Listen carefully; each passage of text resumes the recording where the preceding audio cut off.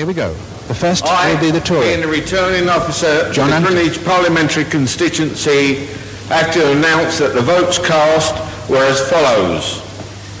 Ancliffe John Gordon Craven, the official Conservative Party candidate, 3,852. That's 11%. 11%. Rosie Barnes next. Barnes, Rosemary Susan, SDP Liberal Alliance candidate, 18,000.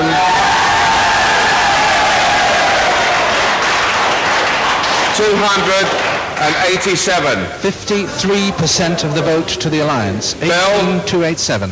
Graham James Ernest, Green Party candidate, 264. That's the Green Party.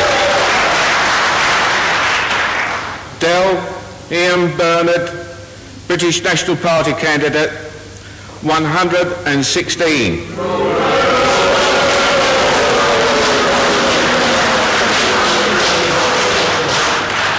Hardy Malcolm Gerard, Rainbow Alliance Beer Looney Skittles Party candidate, 124.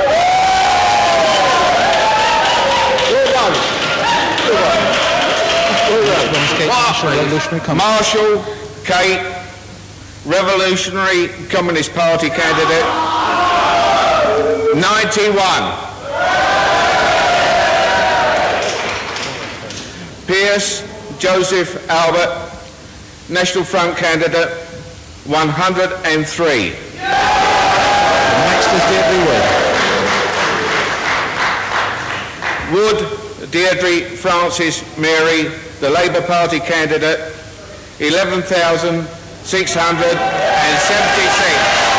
34% of the vote. A majority for the Alliance of 6,611. Rosie Barnes has taken the seat with a smashing majority. What that report doesn't make clear is that the Green Party came a clear fourth in that by-election for the first time. The Greenwich Green Party only needed another 1,000 votes to keep its deposit, and that also would have been a first for the Green Party. And we know from local elections that we have 2 or 3 times that support already in the constituency. I'm Graham Bell, and I was parliamentary candidate for the Green Party in the historic Greenwich by-election in the run-up to the 1987 general election.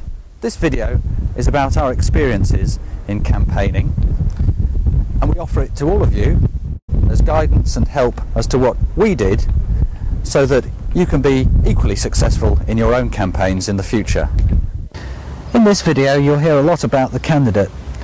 Let me tell you one thing, the candidate doesn't exist without a good team.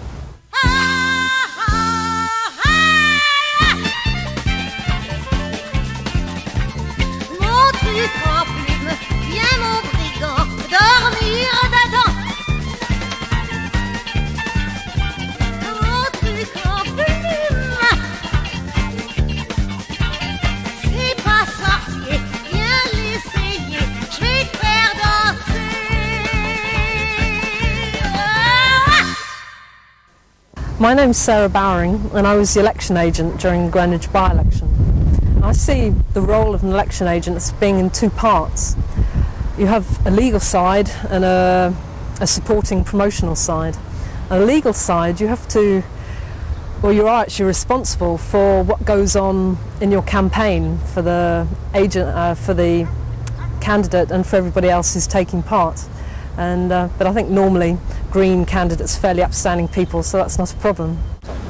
Hello, my name is Don Caliendo, and I arranged the canvassing coordinating during the Greenwich by-election. The job of canvassing was basically to get out to as many people as possible within the by-election area and to make them aware of the Green Party policies and that they had the opportunity to vote for a Green candidate.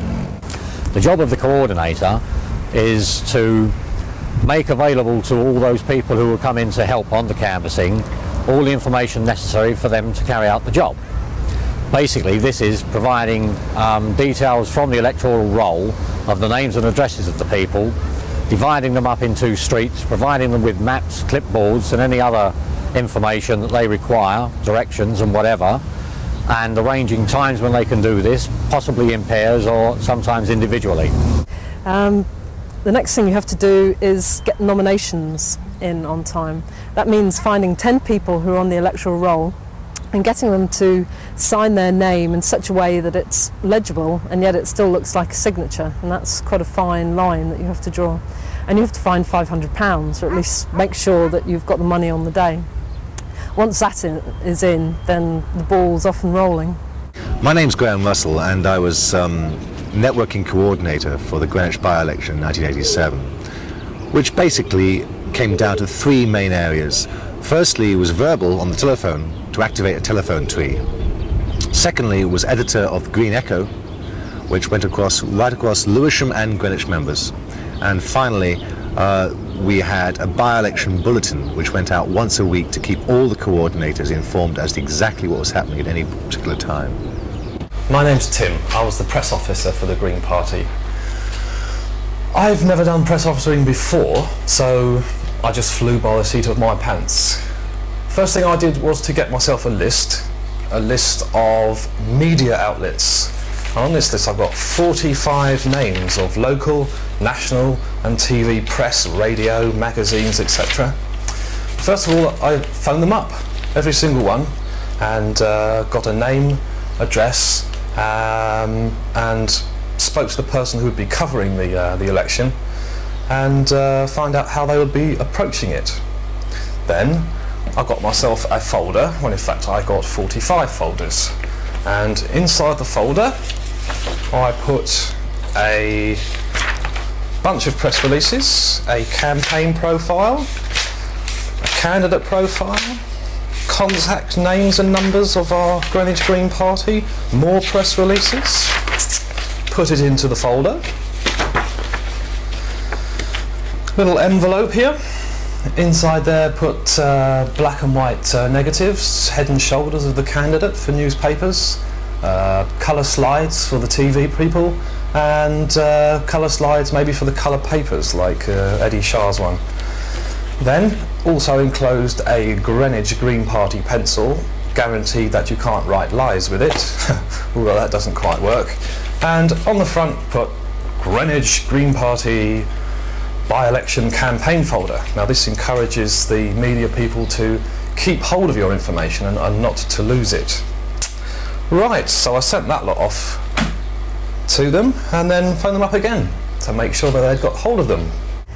The third thing you have to do is keep track of the money that people spend, and also money that could be thought of being spent on the campaign as a whole.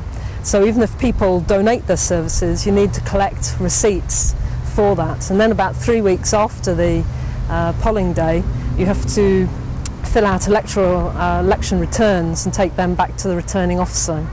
Really, it's just a formality. One of the best things about being an agent is the evening of the polling day. It's your kind of star time, because it's the agent who interacts with the other agents and the returning officer, and you check the count, you have a look at any spoilt ballot papers. In the Greenwich by-election, I was the candidate. Well, what does the candidate do?